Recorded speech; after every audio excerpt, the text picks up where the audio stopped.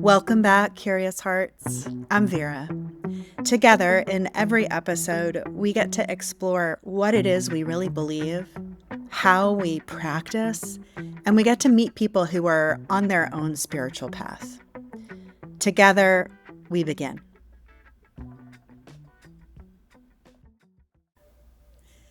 Welcome, y'all. I'm so excited for this conversation. I am delighted to introduce you to Dr. Sierra Austin King. Um, Sierra and I met maybe 5 years ago now, nearly 4 or 5 years ago. Yeah. She reached out to me. I officiate weddings, and Sierra reached out to me to officiate their wedding in New Orleans, that they were getting married in Congo Square. And she explained to me, why that felt so important to her as a Black woman and, the lineage and the history in New Orleans. And we had a conversation and I spent some time thinking about it and I said, I don't know that I'm the right person to do this. Like, I was like, Sierra, look, I'm a white lady and I don't know that those folks in Congo Square want to hear from me. And, and Sierra said, no, I think you're the right one. And so we had a really beautiful ceremony and it was just like all of these magical things came together, including a broom that came from Kentucky, from Bell Hooks. It was just like everything just magically came together. And then maybe 3 years ago, 2.5 years ago, she sent me a message and said, I want to do, maybe a vow renewal or maybe, no, we ended up doing an ancestral veneration ceremony. Mhm. And we had a conversation and I was like, do you think your ancestors want to hear from a white lady? Because I'm not sure they do. She said, no, I think you're the one. And so, same thing, this like the magical guidance that happened that planted us where we landed on the Mississippi River. To this day, I still am just like so bowled over by the power of that space. And I'll tell you, I've done a lot more research about the folks who were there anyway. Um, And then about a year and a half ago, she called me, and I should just know by now, right? And she said, so I'm thinking about submitting a paper to this conference, and I want to know if you'll be a co-author. And I was like, come on now. Like, Sierra, I have a bachelor's degree. Like, I have no business in that room full of professors. She's like, and I was like, but look, I have learned at this point that when Sierra calls, I just say yes. And she is the perfect portrait of Grace because I reached out to her and said, I have to have you on my podcast. I really want people to hear your story. And she said, absolutely, anytime. So I'm going to try to learn to be a little bit more like you. So, Thank you. That's so sweet. but because of what feels like a really uh, powerful spiritual and energetic connection between us, Absolutely. I am just so inspired to share this conversation. And I don't always do this, but I feel like such a student of yours. Will you share just a little bit about what you do during the day and the nature of your research? Yeah, absolutely. And thank you for having me. I'm so excited to be in this space and honored that you would even consider me for this conversation. But yeah, so my day to day looks very different each day. But I am an assistant professor of teaching in women's gender and sexuality studies at The Ohio State University. And so I've been there for quite some time. I did my master's there, I did my PhD there, and kind of climbed the ranks as an adjunct and lecturer, senior lecturer, and now assistant professor. And I also am holding an appointment as visiting assistant professor in Black Studies at Denison University. So I kind of split my time in between those two institutions, teaching and researching about all things intersectionality related to social justice, liberation, spirituality, and feminist futures. So that's it in a nutshell. I love it. I just, yeah, I'm just so inspired to be, yeah, walking along with you. Um, so we haven't ever talked about the deep details of it, but my suspicion is that you came to your work, not just academically. Um, so I'll ask you the same question that I always ask folks, which is, what was your spiritual life like growing up? What did that look like in your family of origin? Yeah, so I would say that everyone in my family, particularly the Black women in my family, were always and are still very deeply spiritual, religious as well, but more so very spiritual. So there was some church. Folks were rooted in kind of like Southern Baptist tradition, Pentecostal tradition. Um, like I said, some church, but a lot of what I saw was very like everyday spiritual practices that had been passed down from generation to generation that you didn't need to be in a church to engage with. And so I think that that's kind of what my practice looks like a lot now. Um, Can you and give me so, an example of that? Like, yeah, do you have a yeah, memory of being a kid and like seeing an auntie do something? You're like, what's happening over there? yeah, absolutely. So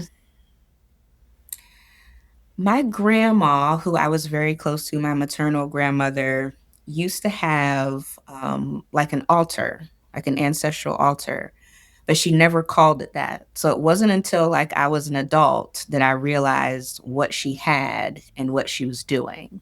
And so there were like obituaries on it, there was a Bible on it, and it was always kind of open to some chapter of Psalms. There were, maybe glasses of water or, peppermints or offerings of some kind, right?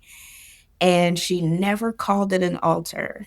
I don't know that she called it anything, but it was a space that I knew that she went to when she was in deep contemplation. It was a private space. It was not something that was out in the open. We knew not to touch it. Hmm. But it again, it wasn't until I was an adult and started kind of doing some research around ancestral veneration and Black women's spirituality, folk traditions like hoodoo in particular, that I'm like, oh, that's what that was. Yeah, I love that. Yeah. Okay, sorry, I interrupted you. I'm just like thinking, No, what does yeah. that look So like? yeah. So that was always kind of happening. And then, like superstitions that are also rooted in hoodoo were a thing. So like if somebody sweeps your feet, you're supposed to do something, right? You don't Mm-hmm. put your purse on the floor, right? You Mm-hmm. don't whistle in the house at night, right? So it's like all these things. You eat black-eyed peas and pork on New Year's Day, right? Make sure your house is clean before the new year hits. So it's like all of these traditions, right, that are rooted in Black folk tradition. We always just did them, but now I'm understanding kind of where they come from and why we did So yeah, it's like you just grow up doing it. I was, talking to somebody else who's them. What? I was talking to another friend who her dad grew up in Louisiana when he was a little boy, but she grew up in California. He moved to California when he was young, and they always grew up eating black-eyed peas and whatever on New Year's Day, and nobody else in California was doing that. And it wasn't until she came to New Orleans for her professional life that suddenly she was like, "Uh, oh, now I understand." Yeah, So like all of absolutely. those traditions that are our inheritance that we take for granted, right? Mhm. That Mm, like comes to us whether we know it or not. mhm. I think those lines are really important. Yeah, I think So, too, something else that's interesting is I went to Catholic school for most of my young K-12 experience. Um, and so it did at times feel like there was like a clash in terms of like religious expression or understanding. And I don't know that it was harmful in any way. I think it did kind of teach me to be open to different perspectives and experiment with different perspectives and practices. Um, but yeah, I think that's also an interesting component of my kind of spiritual history as well, or religious history. Yeah. So you grew up going to Catholic school. Does your family go to Catholic church too, or was it? Absolutely not, never. So I think at that time, those were the schools, the private schools that provided what my parents thought would be the best education for me. And so that's just what they did. And I was probably one of the few students that was not Catholic or came from a Catholic family. I was one of the few Black students, very few Black students. But I don't ever remember there being, any instances of like mistreatment or harm, thankfully. But I just knew like I can't do like communion and I can't do certain things and having someone have to explain to me like why that is. But I do think it was done with a lot of care and grace. And so again, it just provided more, I think, context for like religious inclusion and spiritual inclusion Yeah. It makes me over so glad to time. hear because, like, Yeah, I've also had conversations with people who had the opposite experience, absolutely. right? And so I think it's important to remember that there is like such a wide variety of Hmm. experiences when it comes to this stuff. Hmm. So, was there traditional religious practice in your family when you were growing up, or was it just kind of you went to school, but other than that, and obviously like the folk traditions, the like personal Yeah. spiritual practice. Yeah, the folk traditions were like on blast all the time and still are in many ways. We did do church for like Easter and like the really important holidays and some kind of like, random Sundays. But, again, most of what I saw happened at home. Um, Sundays were and still are reserved for Southern Black gospel music and cleaning and meal prep. And that is a spiritual experience, right? Kitchen witchery, absolutely. Yes, Yes. kitchen witchery, yes, is a spiritual experience, and so that, again, is kinda what I grew up thinking was just the norm, not realizing that there was, like, so much, religious and spiritual intention behind it, right? You cook with intention, right? You clean with intention, listen to music, with intention, and I think all of that has the ability to open up portals, right? And commune with ancestors, and be in conversation with ancestors, and be in touch with, your religious and spiritual practice. And all of that, like I said, was always going on and continues to go on. So, will you say a little bit more about that? Like when you think about, I'm thinking about like you as a future ancestor too, right? Okay. We Yeah. have Yeah. played some of that. Yeah. We've explored some of that together. Um, what does your spiritual life look like today? Today. Yeah. So I have an altar, and it's in what the elders used to call like a prayer closet. So when I go into the prayer closet and close the door, that's where my altar is. It's, nothing anybody else can see. Again, nobody else touches, but that is where I give honor and reverence to my ancestors. That's where my offerings are. And it has the kind of traditional things that would appear on an altar. So I commune with them in that space as much as possible, not just when I am in need of something from them, right? But as much as possible. So that is a part of kind of my, regular spiritual practice. Those Sunday traditions of, cooking, cleaning, refreshing the altar.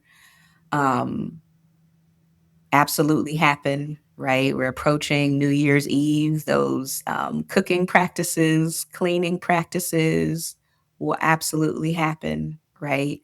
Um, And so like all of that is just a part of my like everyday practice. I also am very cognizant that my body is an ancestral altar. So I am trying to do better about what I'm consuming, being able to control my emotions, seeking clarity, right?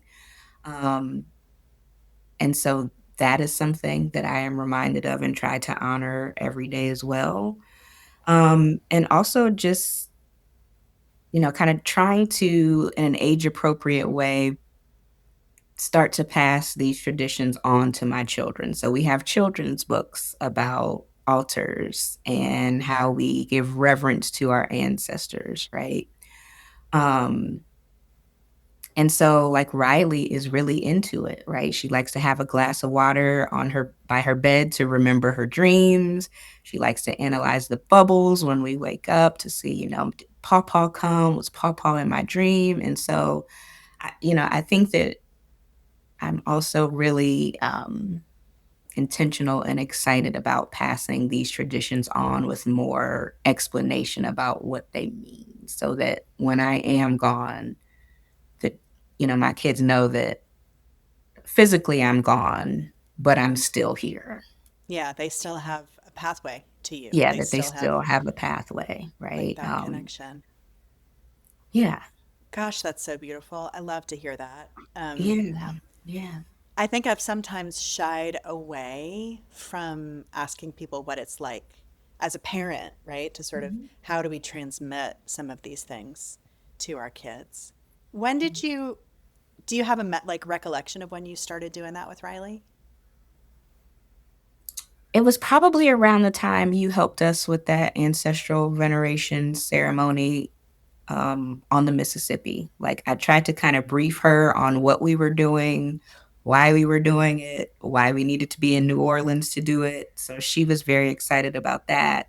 And then naturally, there were a lot of questions, afterwards, why did this thing happen? And, what does this mean? And so just really being patient and kind of guiding her through the importance of these practices while I'm also like learning how to like put words to what we're doing. Like, you said, I called you and I was like, I want to do a vow renewal, but not really a vow renewal. No, that's not the right term. I want to do something, but I don't know what it is that I want to do. And you kind of walked me through, you know, I think I get what you're asking now, right?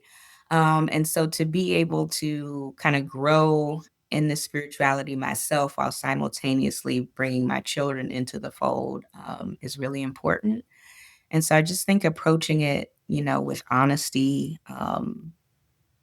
so that, honoring our ancestors or, death and dying don't feel just like so overwhelming, you know?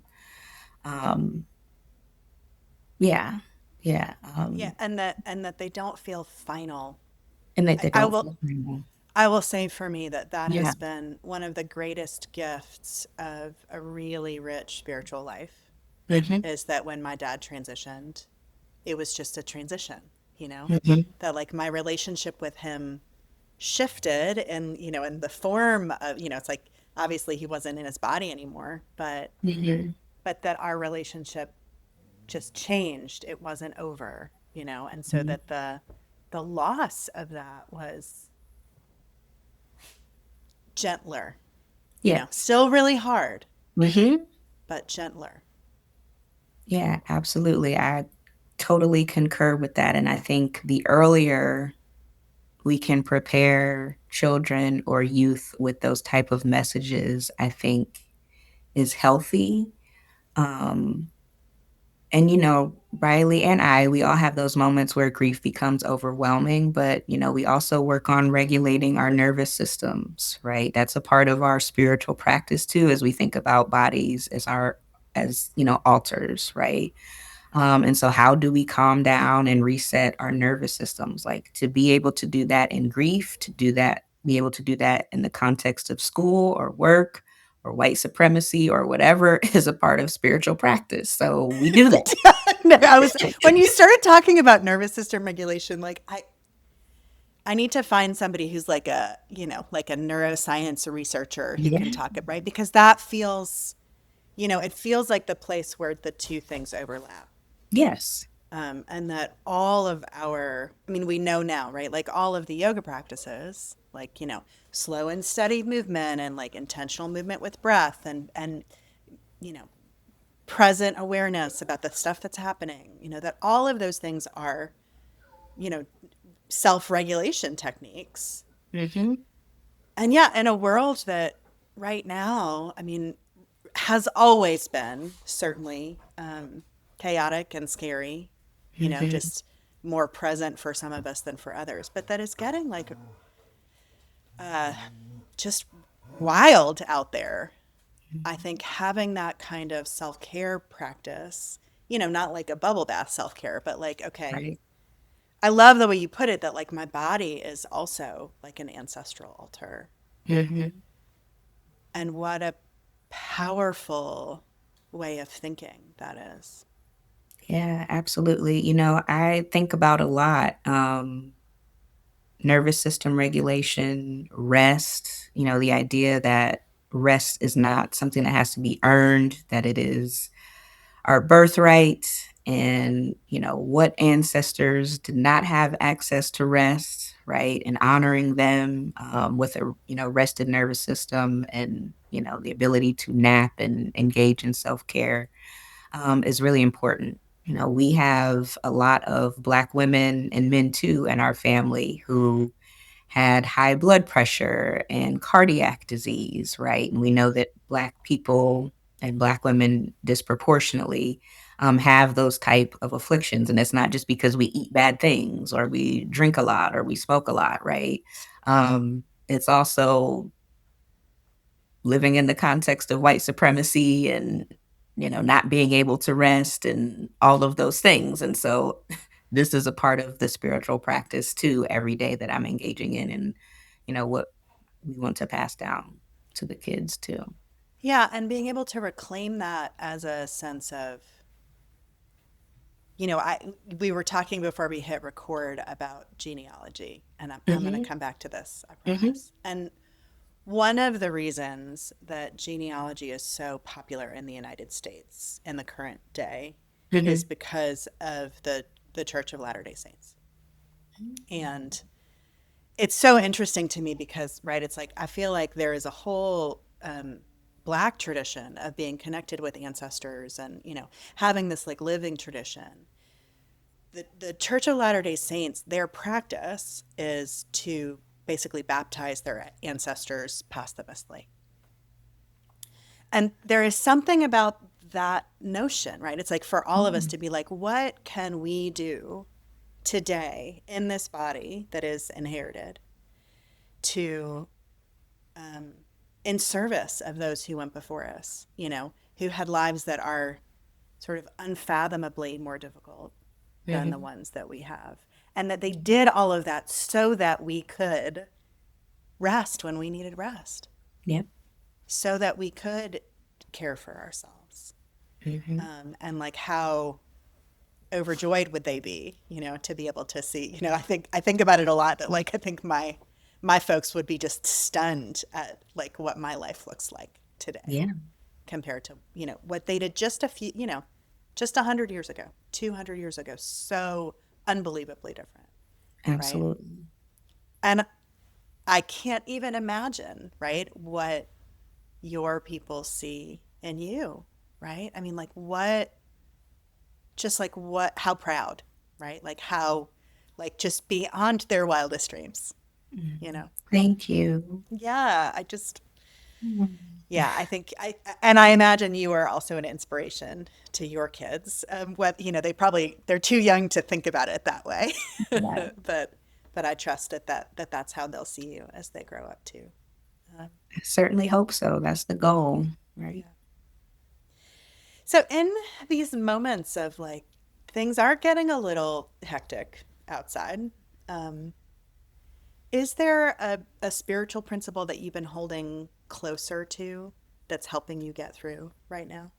Yeah, I would say that there are two, and they're very simple. So the first one is compassion, and that probably seems very elementary, uh, but that's what it is, right?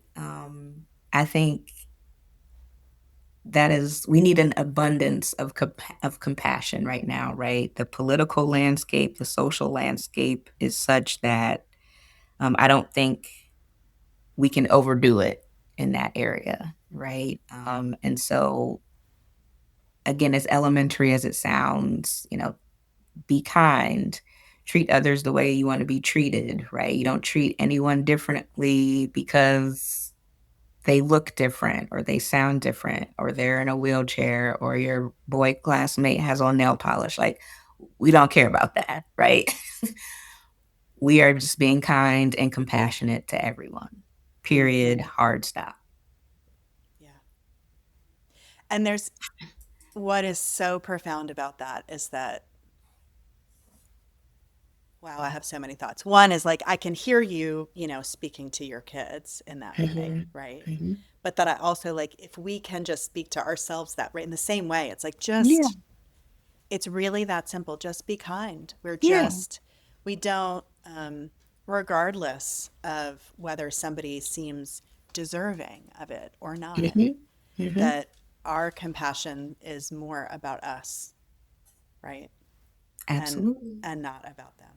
Mhm. I'd say mind your business too. That doesn't have anything to do with you. Your job is just to be nice. You don't need to know why anything. It's just be nice. Is mind your business the other spiritual principle? Because that is a good one. It was not, but we can add that to the list because it is a good one. Man, mind your business is like, I feel like with between mind your business and be compassionate, Yeah, that gets us about 90% of the way there. I agree. I agree. You're right. What was the second one? Yeah, the other one would just be justice. Like I think through my work, my professional work, my research, my spiritual work with you, justice is very important. What is fair is very important. And so that's kind of the language that we use with the kids. It's like fair and unfair. But justice and liberation inform everything that I do. Like if something is unjust, something is unfair, I'm kicking and screaming. I'm going to send 30 emails. I'm scheduling a meeting. I'm writing an op ed. I'm doing all of the things every time, sometimes to my own detriment. Yeah, and right. Mhm. This might seem like a silly question, but Mhm. when you think about the word justice, what does justice mean to you? Yeah, I think it means recognizing someone's full humanity. I think it means equity. I think it means,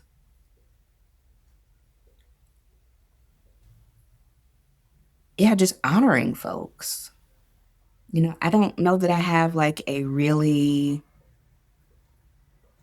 super like articulate or profound, definition, but it's simply, honoring and humanizing folks, right? I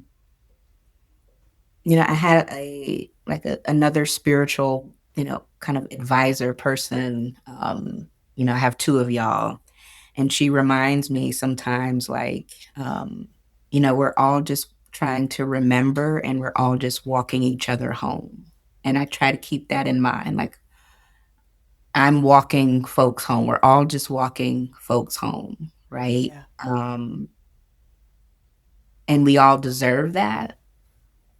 Um, and I think that is just kind of at my core. So, like, be compassionate, be just, remember to, like, be careful with folks, you know, to the extent that you can, right? That doesn't mean you, like, don't have to crash out or snap on somebody from time to time, but, like, remember, just, we're all just like souls walking each other home, right? And I Yeah. think that that is, Yeah, I think that's a part of that justice principle that's really important to me. It's really interesting to me that I love the way that you explain that, and that, humanizing people, Mhm. that, then justice and compassion go naturally hand in hand, Mhm. right? That you can't do one without the other. Yeah. Yeah. That they're absolutely intermingled. Absolutely. Oh, and how often we forget, I mean, I forget it, right? How often I like lose my temper, or you know, if I think about, like, we're just here to remember, how Mhm. often I need to be reminded, right? And I need Mhm. to remember. Yeah, so that does not mean that sometimes losing your temper is not warranted. So like I said, sometimes you do sometimes you do have to crash out, right? I remember my grandma, who I referenced before, she used to say, like, sometimes, like, you gotta cuss them folks out and go to bed. And sometimes you do have to, like, get that off of your spirit and go to bed. Yeah. So that your nervous system could be at rest. You said what you needed to say. You've done the work of making sure that you have humanized yourself, and now you're done. Yeah. And both things are really important, right? It's like being able Mhm. to be really true and honest about ourselves and where we are Mhm. Mhm. is part of compassion to ourselves, right? Justice for ourselves. Absolutely, Um, 200%. So I don't want people to think that I'm walking around with sage bundles all the time and my white, headdress and, all of that. Like it gets all the way live sometimes. well, and I also think about, like, there's something about, I think, our misunderstanding of words like compassion, that implies that we are always, like, using kind and soothing words to people, that, like, sometimes the most compassionate thing I can do to someone is be very clear and honest with them about where Mhm, I am and what I need and what is mhm, okay and what's not okay. mhm. And it doesn't mean that I, like, you know, make character assassinations or Right, attacks or right. anything like that. But that, like, to me, that is, like, there's a sense of, like, real fierce love in there about, like, Absolutely. this is unacceptable. Absolutely. It's boundaries. Yeah. Yeah. Mhm, mhm. Absolutely. So you've already shared some of these. Of course, as soon as you started talking about your ancestral closet, like your prayer closet, I Mhm. was like, "What? I want now. I want to see it." And I realized, like, the paradox of that, no, it's not for Yeah, me, yeah, you know. And I have all of my little, altars that aren't altars all over my yeah, house. yeah. Do you have a spiritual practice that is you're working with right now, that's bringing you, that's reminding you, that helps you to remember? Yeah, I don't know, how super profound this will sound, but, since my dad passed a year ago, I would say that this like yearning for healing and clarity and communion with the ancestors has grown infinitely in that time, right? Um, and that is my space where, I do feel like outside of New Orleans that my nervous system is most regulated, right? It is like my quiet sanctuary space. Um, I go to my ancestors, I talk to them, I thank them. If I need something, I ask it, right? And they have helped me through this healing journey. I think when I, try to explain to people that I've been on this spiritual healing journey, like we conjure up these feelings of like or ideas of sage and yoga and calm music and sound baths and everything is Yeah, like light exactly. and Ding, ding, ding, yeah. ding, Yeah. ding. Yeah. But like this shit is hard. Like, Yes. oh, like healing and doing the work and shadow work and all of like this is really hard, right? It is really hard to kind of have to sit and be honest with yourself, think about areas of growth, thinking about how you didn't have boundaries with folks and how you were harmed and trying to unlearn certain practices and principles, healing is hard. Yeah. Yeah, It is it's so hard. I underestimated like how hard this would be. yeah.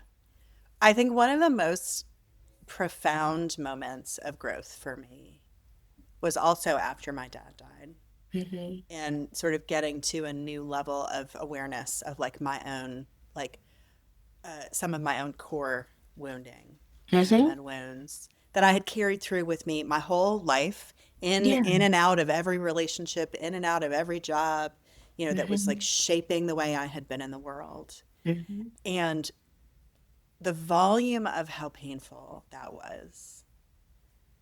In that moment, I forgave everyone who didn't do the work. Mhm. And Mhm. because up until that point, I had a chip on my shoulder about being this, oh, I'm in therapy and, I'm working on myself and I go to yoga and I'm a yoga teacher, all these things like, and why don't all these other people do that? If they would just do their work, then I would be okay. And I just remember it so distinctly being like, okay, I can't blame anybody for not doing this because this sucks. Yeah. It does. It's hard. Mhm. Um, and it feels, I think, like most things that are hard, it feels sort of like a privilege to move through it, right? That like the Yeah. most worthwhile things in our life are often the things that we have worked the hardest for. Damn, that's a bar. I like that. I gotta write that down.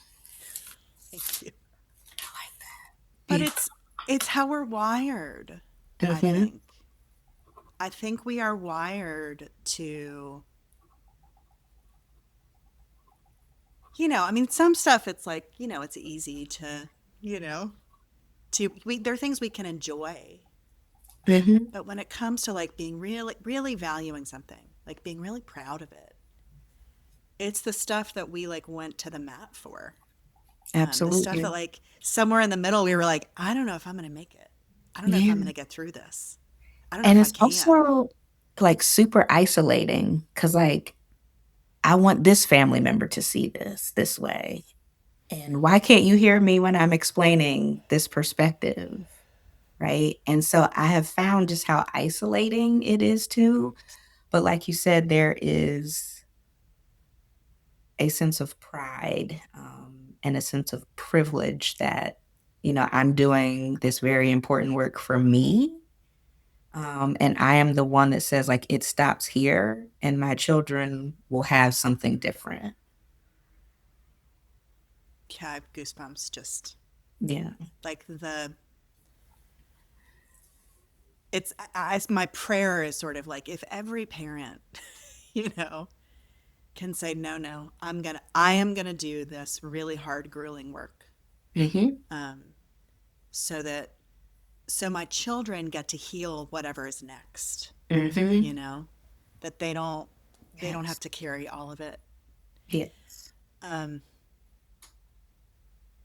and so sometimes when I'm doing ancestral work and like research, either the sort of more spiritual, sitting with people and being in dialogue with them and communication, or, being, you know, elbows deep in all the records and like what's happening Hmm. here. And that again, it's like relatively recently, like it feels to me like part of the responsibility of having a relatively easy day to day experience, right? It's like I'm not out there trying to grow dinner. Right. I know where my next meal is coming from, and I'm Hmm. not really thinking too much about it. That like as more and more of that has been removed from like our everyday experience, it makes space for like this other really profound work to happen. Hmm. And so, yeah, like responsibility, privilege, challenge, all of that. And what a gift it is, to give to your little ones. I mean, both one of the most like, it's like it was so sweet. It was so fun for me and also so intimidating, right? To be there, like with Riley looking up at me, right? To know that like the twins were there with us while we Hmm. were doing that work. I was like, okay, this is, it like adds so much profundity to Mhm. that work, both the spiritual work, the healing work, I mean, all of it. Yeah, and I think, one of the beautiful things that comes out of this process is, I believe everyone is put into our lives for a reason, right? Whether they be there for a long time or a short time, or, it ends and it ends badly, or, whatever the case may be. Um, we have these engagements to learn lessons. And, despite the healing work being hard, despite the boundaries that have had to have been set, despite kind of, losses, I've gained a beautiful community of folks, right? Like you, who my children, know and learn from. And I think that that is phenomenal, right? Um, had I not been on this path, when I first contacted you, right, I was on a path. I didn't know, what I was in search or in need of. Um, but my children, you care for my children, right? Yeah, like that's so important to me. And it just expands, our community, and our village in a way that I think is like so important. Yeah. I've been thinking a lot lately about the future of this work. I mean, like sort of where the podcast has already taken me, where it's, taking me further. And one of the things that feels like it's like one of my favorite things right now is this idea that we are like creating this almost like invisible matrix, right? Yeah. It's like I have all of these, it like this web of connected beings who are really, I mean, right now all over the country, maybe at some point all Mhm. over the world, Mhm. who are we're like in it together, Yeah. and that we don't have to be in the same place physically all the time Mhm. to be Mhm. in it together. And that, just in the same way that like I'm not in the same time as my ancestors, I know that they're with me, Absolutely. right? And I know that there is like this um, sort of the sacredness of place. When we were standing on the banks of the Mississippi, and now knowing what we know about the history of that particular place in Algiers, that was where the first enslaved Africans were brought in the 1720s, Mhm. and the evolution of that land and that property, and that like, and I've spent a little bit of time since then, and like feeling the richness, being able to bring back, little tiny off, feels to me, I'm like, it will never be enough, right? But like Yeah. bringing back offerings that are like, we see you, right? Yeah. And so that's like, we're all in the same place but not at the same time. you Absolutely. know this Mhm. feels like, right, this project feels like we're all in the same time, we're just not in the same place, right? And so there's Absolutely. there's that level of like connection and inner, you know intermixing, that really is, yeah, for me it's like the most important part of the work, is remembering the connections, Yeah, you know absolutely. I remember when you were kind of asking me what I envisioned for that ceremony, I was kind of at a loss. And I'm like, I don't know. I have no idea. And you said something that was really profound. You were kind of just like, well, keep in mind that, in another place it's already been done and the ancestors are already pleased. And I'm like, oh, well, that kind of takes some pressure off, right? and I don't know if I you mean, remember that conversation. well, I have to, I mean, when you said like, everybody comes into your life for a reason, and I know that one of the qualities of like a really beautiful partnership is when each member feels like they're getting away with something. I always feel like I'm getting away with something because I know you.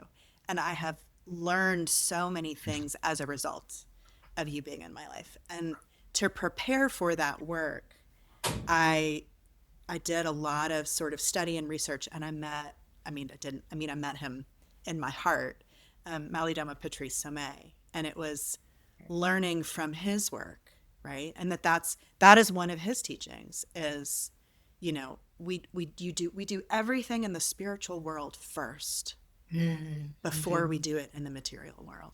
mm. and that it is already done. It is already complete.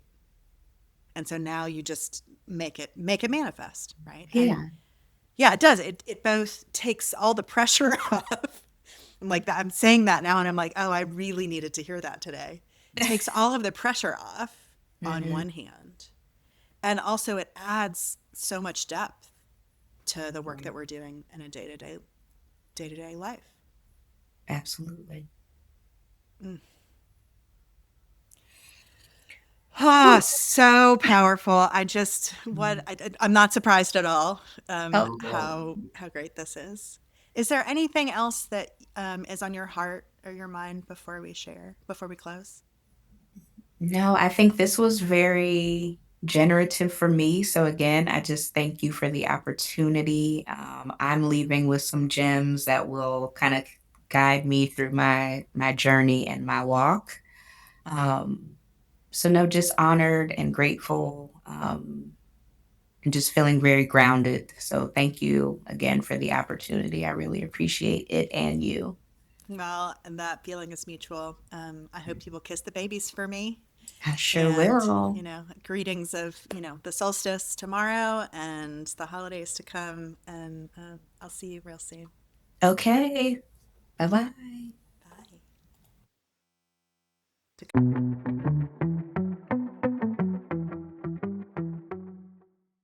Thanks for tuning in, Curious Hearts. If this episode was useful, I hope you'll follow the show or leave a review or share it with somebody who you think needs it. And if you're craving support on your own spiritual path or seeking some meaningful work, you can find ways to work with me at veralester.com.